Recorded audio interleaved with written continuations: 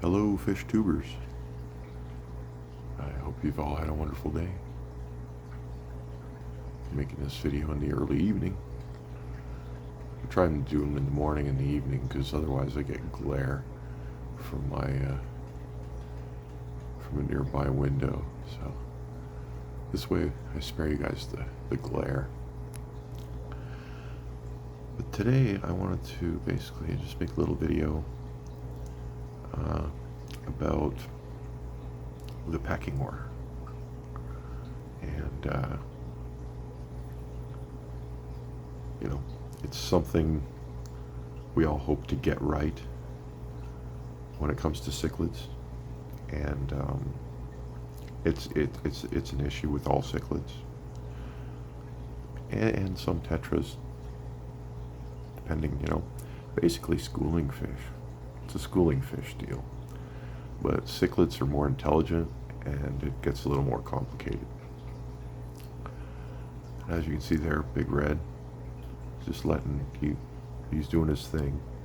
He's the dominant fish, and he just likes to let everyone know that every few minutes. And if another fish expresses some form of dominance, Big Red will scoot over there and say, hey, that's not your job. You're not number one. Now, we have a look at the behavior going on over here. These are my two snake skins, and they are definitely pairing off. And one of them's been cleaning that peak right there. And they're doing the flutter thing and rubbing up into each other. So I wasn't expecting this to occur for months. Maybe discus breeding is dependent on size, and these fish are roughly in the 8-month-old range, roughly, give or take. And here we are. They're flirting. They're definitely pairing off. It's probably premature behavior, but I've seen some other flirting in the past, but this is more advanced. They're cleaning surfaces, kind of staking out that little area back there under the new arch that I made. Changing the territory may have brought this on, but they're not supposed to breed until you get between 12 and 15 months. But my growth rates have been fairly good, and from what I've seen, my 7-8-month-old fish are bigger than a lot of people's 2-year-old fish, so they might actually be getting ready to breed. Thankfully, I did get a jump start on the 20-gallon breeding stations, which are over here in the corner, just to the right of me in the kitchen.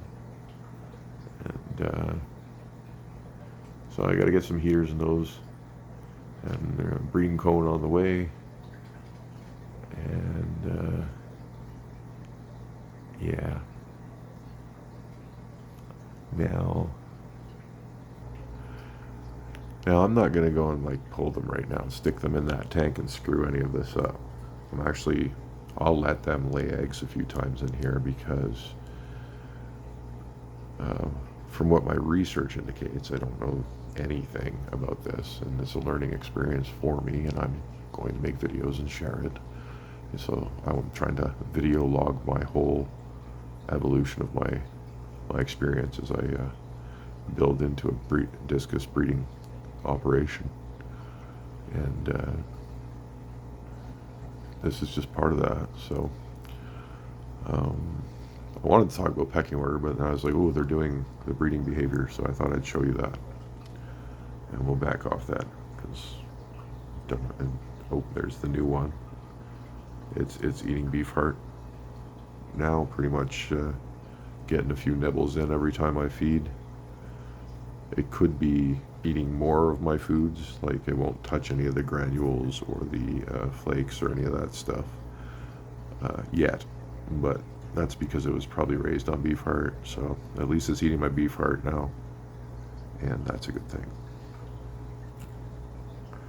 Oh, we just missed some pecking order stuff. This big guy, he's actually turned into the biggest fish in the tank, and he used to be a wuss. He used to be a complete pushover, but size sort of changes that, and he's starting to boss around smaller fish. Particularly, he's the one that he's like, oh, you're the new guy. And, he chases around the yellow one a little bit, but he's still fairly docile for the size of him. That fish could be a wrecking machine if he wanted to be. So, but who's number two? I don't even know if I want to say it's him, but it's probably him. It could be one of the snake skins as well.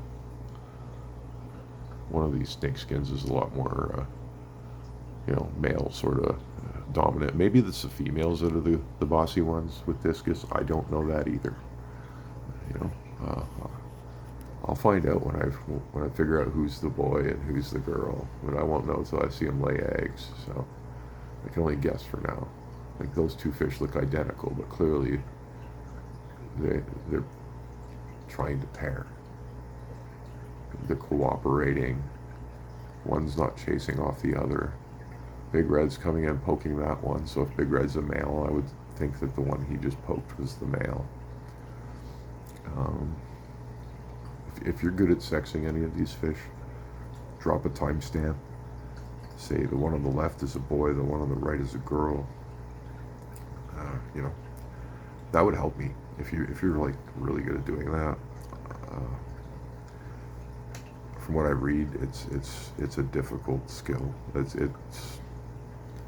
I don't have the experience to make the call. Not at all. Not at all.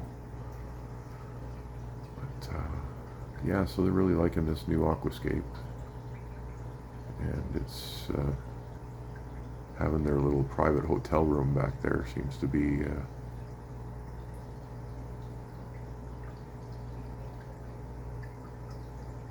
helping the situation.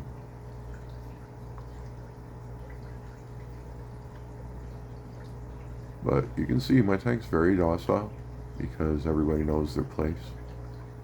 And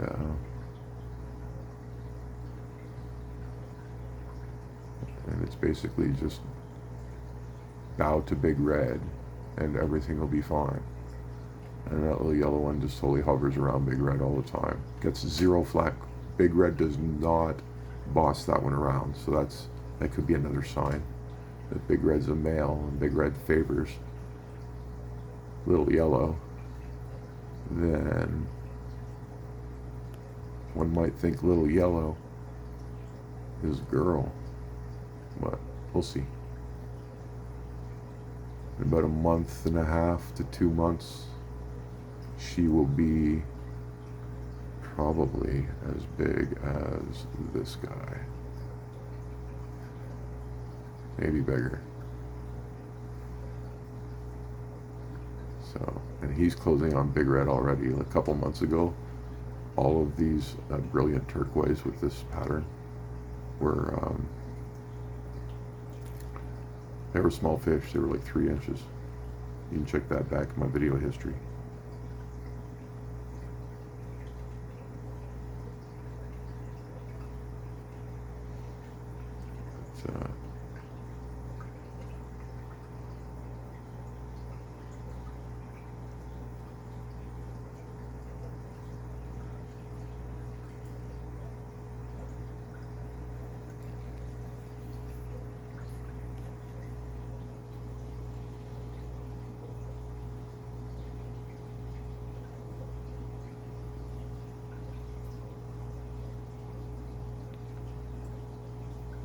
Some more, this is generally it. And if you had,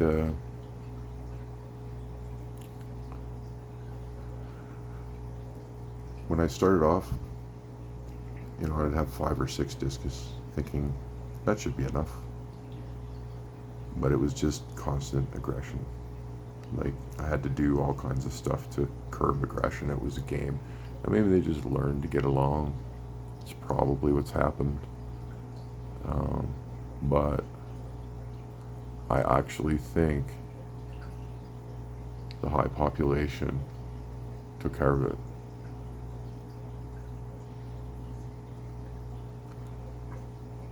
He's got too much work to do to harass another one of these fish to death.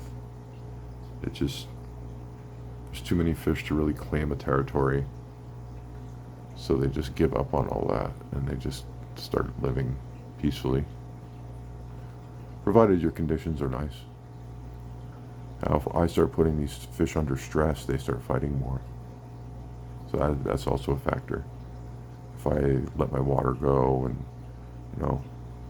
hit them with high nitrate levels, high ammonia levels, if I reduce the oxygen, and just, stuff that induces stress, then they get far more aggressive. So it's another reason why everybody focuses on their water so much when it comes to these fish. Because when you do it right, they're happy, and you get this. And it's quite pleasant to look at.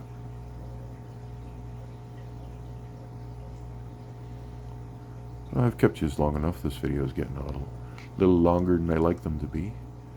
So keep things a little shorter next time for you. And the new year's on the way. Hopefully, so are some baby snake skins. Oh, one's back there right now. The other one's out. That's where we're at. Everybody's healthy. Everybody's rocking and rolling. And everybody's eating, including the new one, after just a few days. So I couldn't be happier. Everything's worked out. Thanks for watching. Have a wonderful, wonderful evening.